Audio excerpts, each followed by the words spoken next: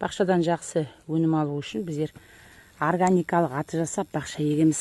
Органикалық аты жасау толық видеосы біздің парақшамызда бар. Бұндай атызда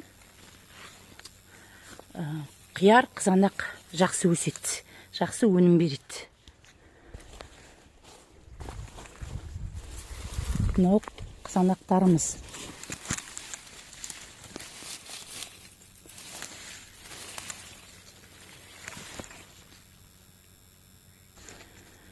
Органикалық атызда бақша өсіп шыққаннан кейін бақшаны жинағанда мұның астындағы органика шіріп, топырағы кішкене отырады.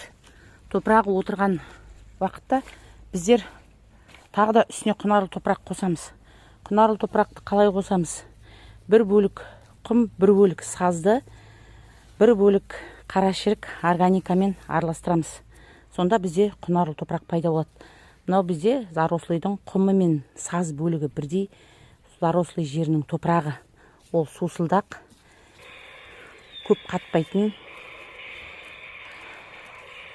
құмы көп топырақ. Осыған органиканы, қарашірікті, компостты бірге бір араластырып,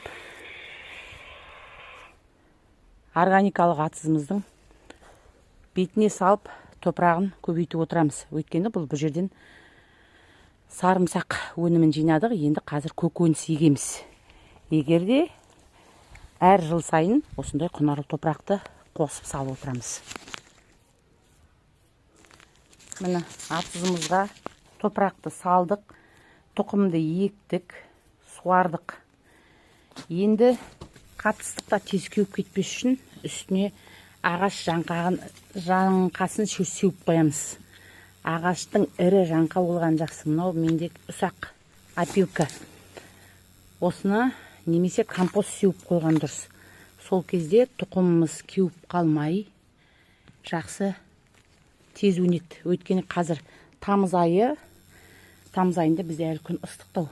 Күзде жейтін көкөністі осылай егіп жатырмыз. Жасаңыз, органикалық атызда көкөніс бақша жақсы өседі. Көп жиі суармас үшін бетін ағаш жаңқасымен жапқан дұрыс. Немесе ұсақталған бұтақ, ұсақталған шөппен жауып тастасаңыз тез құрғап кетпей шығуына көмек болады.